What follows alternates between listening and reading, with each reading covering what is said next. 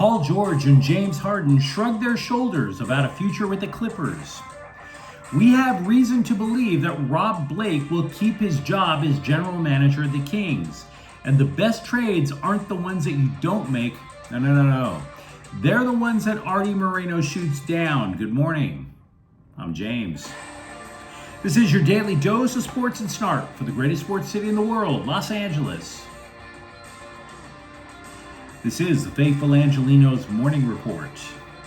And so it is May 5th, 2024. It is a lovely Sunday, the Lord's Day, even in St. Loser misery. If you believe in God as I do, take a moment and thank Him for the blessings you have in your life. For example, we added a new subscriber to the Angeleno Familia yesterday. Thank you for getting in on the ground floor. And if you like being in the know about LA sports, clickety-clack the like button. Clickety-clack the subscribe button. There's a notification bell. Hit that. It'll let you know we drop new content. Sharing is caring. Let people know we exist, and by all means comment. Now, before we go through the news and notes, a look at the scoreboard. Max Muncy clobbers 3 home runs. Shohei Ohtani, Andy Pages, also home run.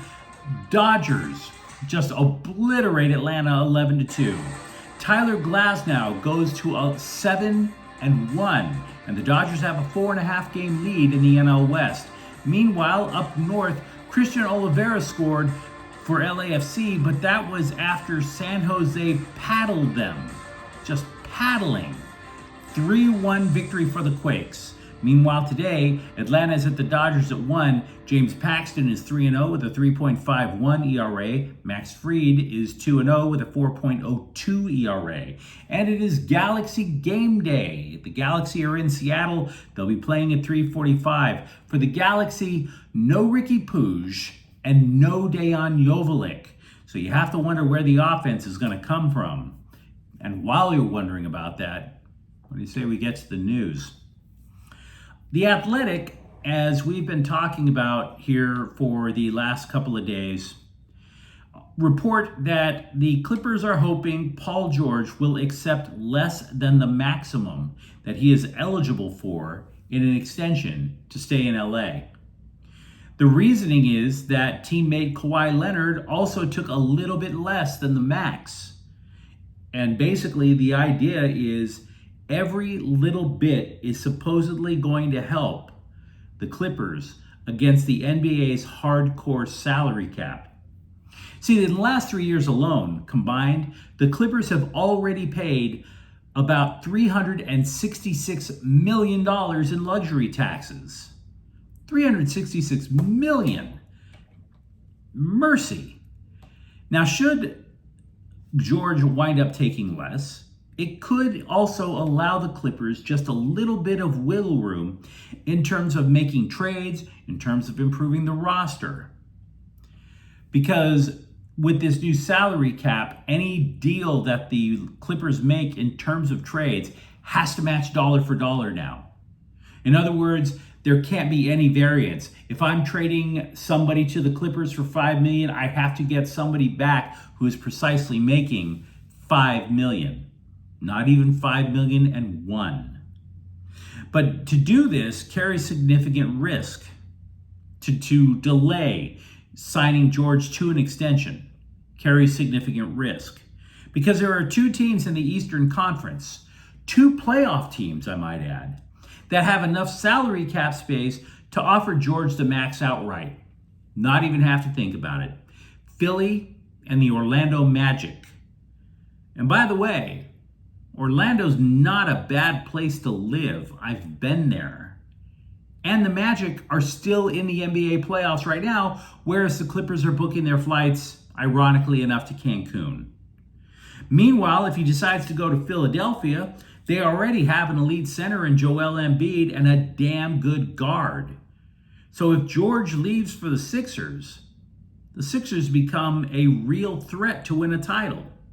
If he leaves for any of the teams, whether it's Philly, Orlando, I can't say that the Clippers have a title window that's open.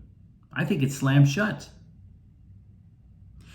Now, for their part, both George and James Harden said the obvious after the Clippers were eliminated from the playoffs.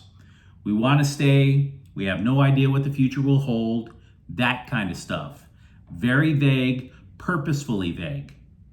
But right now, the Clippers are in a spot where they don't have too many options. If they want to have a shot at a title, as fragile that shot is, you kind of have to figure they have to run it back with the same trio. Kings general manager Rob Blake will finally give his end of the season press conference on Monday. This has been delayed, obviously, for things such as exit interviews. There were probably meetings in the Kings front office over the last few days about getting eliminated the first round by the Oilers yet again. But I have to tell you, this is a positive sign, if not for the Kings, most definitely a positive sign for Blake keeping his job. I find it hard to believe that you would schedule a press conference and then begin it with, "Hey everybody, I realize, totally suck at the job. I quit. Thank you for coming." That's not going to happen. He's staying. Meanwhile, in other Kings news that is probably going to frustrate you a little bit, Pierre-Luc Dubois told the Scribes, quote, "I'll do anything to be better," unquote, after that catastrophic first year in LA. To which Kings fans from sea to shining sea have been reading that same quote all season long. And Dubois keeps slacking away. The Dodgers don't win every trade. It often seems like they do. Because even in the trades that they originally lose, where they get back a bunch of minor leaguers that you've never heard of, they wind up parlaying some of those minor leaguers away in acquiring a blockbuster named player. And then we all sit there and we start stroking our beards like a college professor, admiring the Dodgers for playing 4D chess. We're all like, of course, it was bound to happen. That kind of stuff. Because the Dodgers have a reputation of winning blockbuster trades. And so because of that, Angels owner Artie Moreno nixed a trade a few years ago that would have brought Andy Pages to the Angels. LA, you see, what they were trying to do was they were trying to find a partner. They were trying to get a couple of more lower level minor league prospects and then send those guys to Boston so that the Dodgers could land Mookie Betts. They were willing to send Pages, Jock Peterson, and another player to Anaheim in order to get some minor leaguers. But Moreno smelled a rat and nixed the deal. So what happens now? Glad you asked. Pages is hitting .333. He has a 10-game hitting streak, and he collected 4 hits on Friday. Dave Roberts says Pages has stabled the entire lineup. Meanwhile, down in Anaheim, you think Pages might just slide into where Mike Trout used to play while he's recovering from knee surgery? See, the best trades are not the ones that you don't make, as that cliche goes. Some of the best trades you make are the ones that Artie Moreno says hell no to. D'Angelo Russell was fined $25,000 for verbally abusing an official during the playoffs. Okay. Former Lakers draft pick Darius Morris has died at the age of 33. There's no cause of death that has been given yet. He was taken in the second round of the 2011 draft. He played 4 years in the NBA, then a couple of years overseas. And former ESPN scribe Mark Stein is claiming that all signs point to LeBron James staying in Los Angeles. Now you might be saying, James, why didn't you bump that story up a little bit?